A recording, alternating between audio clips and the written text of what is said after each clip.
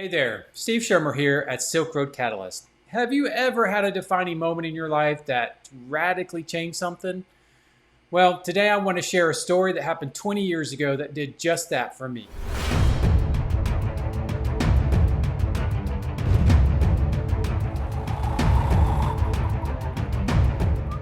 20 years ago this summer, I took my very first international trip. I went to Asia with three of my friends from my home church back in Texas, and we went to share the gospel over a 6-week period with college students. And about halfway through our trip, we decided to bring all the students together that we had met to watch a movie.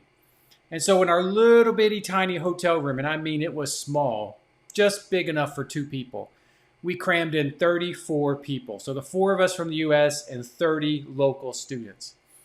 And as we began to get the movie prepared and watch it, the power went out. With the power out, we had no lights and the sun was going down. We had no air conditioning and we couldn't open up the window or the door because we didn't want people to know what we were doing. Because let's be honest, we were in a place that was, let's say, not so friendly toward Christians. So, we had to keep everything on a down low. And so as we decided to come up with a backup plan, one of the girls picked up one of our Bibles and she began to peruse through the pages and ask questions. And so fast forwarding some, what happened was 4 groups formed. And as with each of us in a group, in my group, as I started answering their questions, because it was 100% driven by the students. As I answered the questions, I got to share the gospel. And as I progressed with the conversation, and mind you, this went on for 2 hours like this. No lights, we had flashlights. No air conditioning, stuffy room. Nobody wanted to leave at that point. And so as we progressed in our conversation, I asked my group, so what do you think of this? What do you think of everything you heard tonight about Jesus, salvation, Christianity? And this one guy, John, spoke up and said, I think this is the truth. And this is the truth my people need to hear. So I naturally wanted to ask him, which I did, well, do you want to accept Christ? And he said, no. And I'm thinking, hold on. You just said this is the truth. You just said my people need to hear this. And now you're rejecting it. I mean, I didn't say that out loud. This was just in my thoughts. And so I asked him why. And he said, well, if I do, I'm going to lose my job and I'm going to lose my family. And so I learned that night that John actually wasn't a student. I don't know that me or my friends knew who he was. I hadn't met him before that night. And none of my friends knew I don't even know how he got there. But clearly God brought him there. And so I learned he was 33. Like I said, not a student. Had a master's degree. Married. Had a daughter. And in fact, a few days after that night, he told me he was relocating to Canada with his family for a job. So his English was really good. And so as we progressed through our conversation after hearing that, something he said, and I do not recall what it was that prompted these questions, but I asked him 3 questions. Before tonight, have you ever heard of Jesus, the name Jesus, anything? Have you ever heard, seen, or read a Bible, ever? And have you ever heard of Christianity?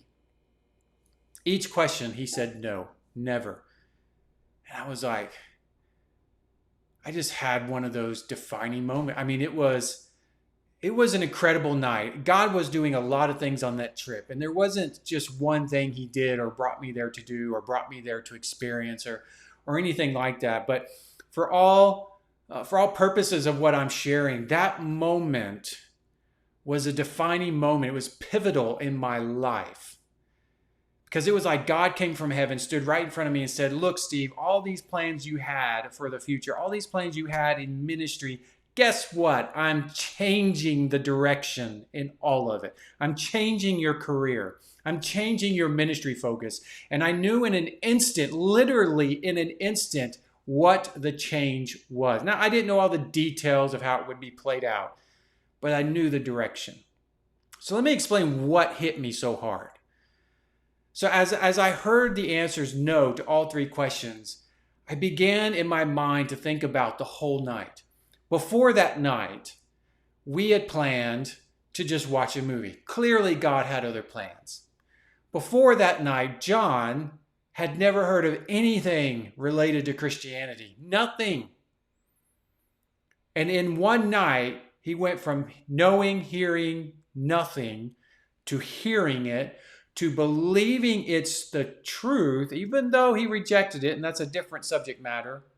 I began to also think about 6 months prior, the 6 months prior to arriving in Asia, all the things God was teaching and exposing me to regarding people in the world who had no access to the gospel. I mean, zero, not the lost neighbors in my South Carolina neighborhood in the Bible Belt who yes, need to hear the gospel over and over, but they have access. There's plentiful access here. I'm talking about people who live in communities and cities and villages and towns where there's either no Christians, no churches, no missionaries engaging them. They have nothing. Some people groups have no Bibles in their languages. I mean, still no Bibles in their languages. And so as I began to learn all that before my trip, I never doubted it. I thought, okay, this is all true, but I couldn't understand it. I just didn't have a full grasp on it. And then having John sit in front of me, and I'm realizing everything I had been learning is actually sitting right in front of me in the flesh, face to face. And God is opening my eyes to the reality. And I'm like, there isn't a ministry or job I want to do than to get the gospel to the Johns of this world.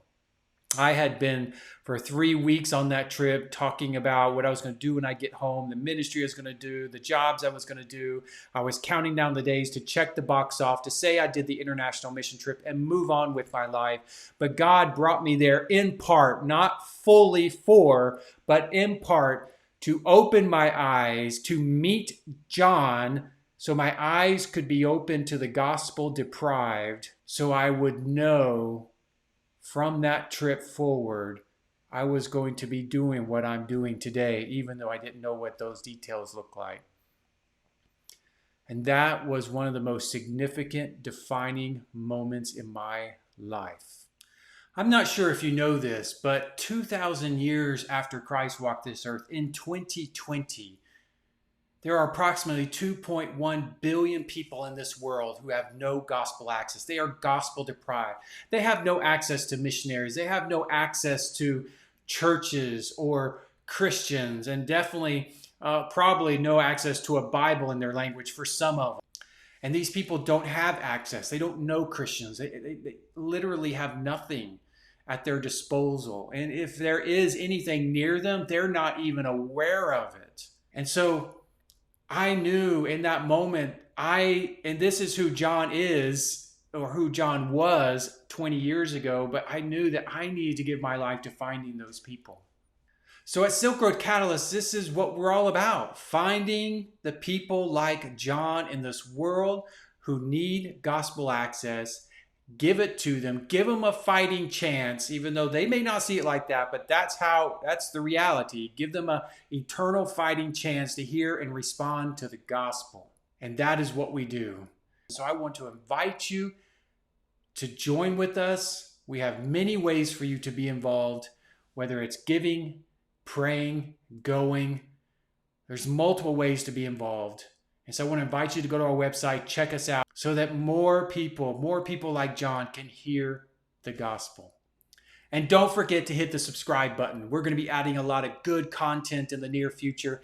Interviews, stories from the field, information about what God is doing through Silk Road Catalyst. And so hit that subscribe button, like us on Facebook, follow us on Twitter, and let's work together to get the gospel to the gospel deprived.